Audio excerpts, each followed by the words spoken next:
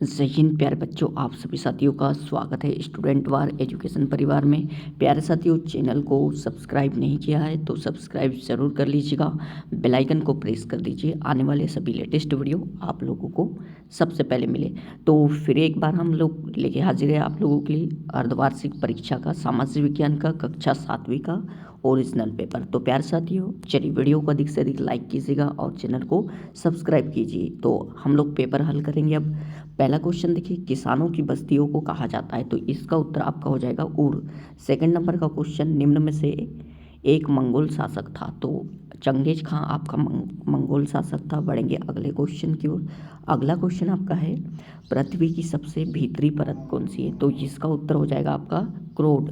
ठीक है। प्रश्न नंबर चौथा, हमारे लोकतंत्र की प्रमुख विशेषता है, तो ये है आप लोगों का समानता।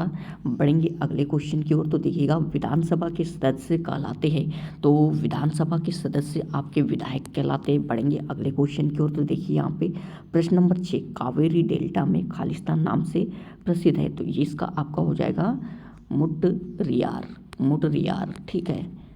चलिए, कावेरी डेल्टा में खालिस्तान नाम से प्रसिद्ध एक छोटे से मुखिया परिवार की सत्ता थी, तो ये मुटरियार थी। ठीक है। बढ़ेंगे अगले क्वेश्चन की ओर। आग्नेय सेल को खालिस्तान नाम से जाना जाता है, तो प्राथमिक प्राथमिक सेल के नाम से जाना जाता है। ठीक है। अगला क्वेश्चन देखिए, राज्य का संवैधानिक प्रमुख कौन होता है, तो इसका उत्तर आप लिखोगे राज्यपाल। क्या राज्यपाल लिखोगे। बढ़ेंगे अगले क्वेश्चन की ओर। तो गाइस देखिए यहाँ पे अगला क्वेश्चन आप लोगों का क्या है, लड़के लड़कियों में लिंग भेद के चलते लड़कों को खेलने के लिए खालिस्तान है तथा लड़कियों को खालिस्तान दी जाती, तो यहाँ उत्तर आपका हो जाएगा अनुमति। ठीक है, अनुमति। चलिए बढ़ेंगे अगले क्वेश्चन की ओर। अगला क्वेश्चन देखिए, प्रश्न में भारत में खालिस्तान वर्ष के अंतराल में जनगणना होती, तो ये आप लिख दोगे 10 वर्ष। ठीक है, 10 वर्ष के अंतराल में जनगणना होती है। अब देखिए यहाँ पे ये सारे के सारे प्रश्न हैं आप लोगों के सामने। चोल वंश द्वारा सत्ता किस प्रकार प्राप्त की गई, कुतुब मीनार की दीवारों पर उत्कीर्ण अभिलेख किस भाषा में है, वर्तमान राज्यों के आधार पर गौड़ जनजाति के लोग किन राज्यों में निवासरत है, ठंडी व गर्म महासागरीय जलधाराओं के नाम लिखिए। ठीक है। रोजा पार्क्स कौन थी। प्रश्न नंबर 16, सुल्ताना का स्वप्न कहानी किसके द्वारा लिखी गई।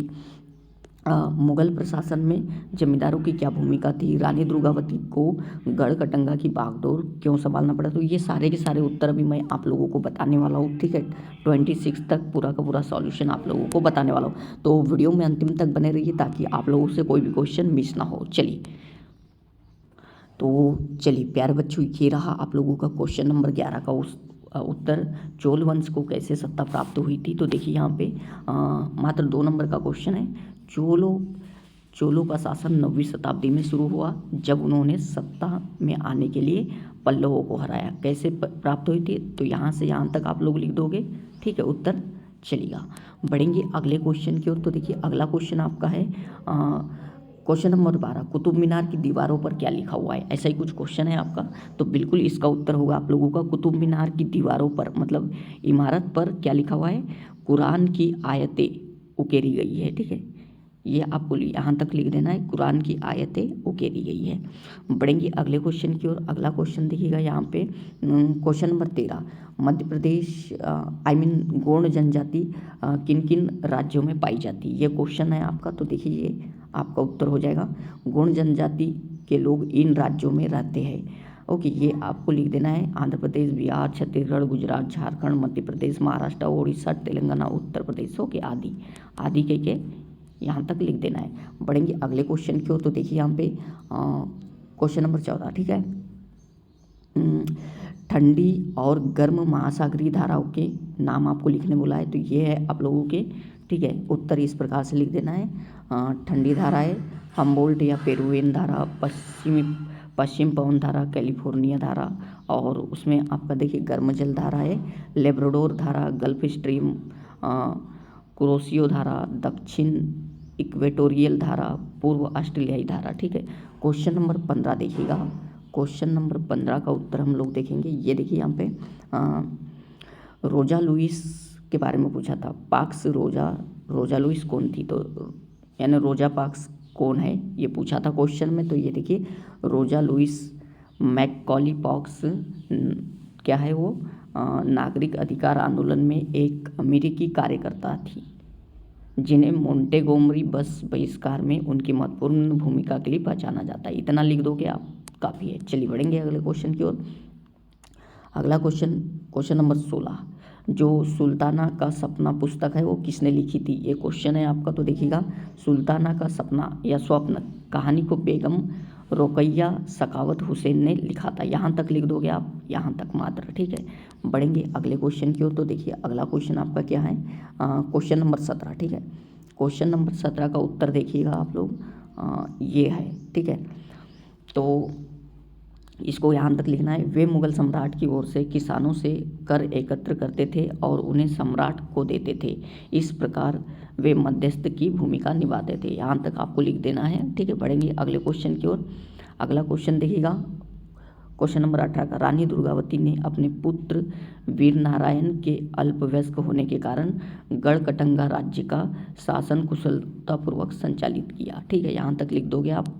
बढ़ेंगे अगले क्वेश्चन की ओर। अगला क्वेश्चन देखिए यहाँ पे प्रश्न नंबर 19 देखिए यहाँ पे, ये लिख दोगे आप। खेती करने तथा रहने के लिए भूमि प्राप्त करने के लिए वनों को काटकर, नदियों पर बांध बनाकर तथा उनके पानी को नहरों द्वारा शुष्क मरुस्थलों में ले जाकर खनिज प्राप्त करने के लिए खाने खोदकर, ये सारा का सारा लिख दोगे आप, ठीक है। बढ़ेंगे क्वेश्चन नंबर 20 की ओर। तो क्वेश्चन नंबर 20 देखिए यहाँ पे, पृथ्वी की ऊपरी परत या भूपटल को हम क्या कहते हैं? पटल में पाए जाने वाले पदार्थों को सेल या चट्टान कहते हैं। ओके, सेलों का निर्माण कई खनिजों और लवणों के मिश्रण से होता है। सेलों के प्रकार भी लिखोगे क्योंकि पूछा है सेल किसे कहते हैं और सेलों के प्रकार। तो सेलों के प्रकार है आग्नेय सेल, अवसादी सेल, ठीक है। चलिए एक और सेल का नाम लिख दोगे। देखिए, आग्नेय सेल, अवसादी सेल और कायांतरित सेल। ओके, चलिए 3 प्रकार की सेल होती हैं। सेल की परिभाषा लिख दोगे और फिर सेल के प्रकार, ठीक है। चलिए क्वेश्चन नंबर 21 को देख लेते हैं हम लोग। तो इसमें ये वाला लिख दोगे, ठीक है। टैक्स का उद्देश्य है सरकार को आमदनी प्राप्त कराना ताकि वह समाज और देश के विकास के लिए आवश्यक सेवाएं और ढांचागत सुविधाएं जैसे सड़कें, स्कूल, अस्पताल, सुरक्षा आदि उपलब्ध करा सके, ठीक है। चलिए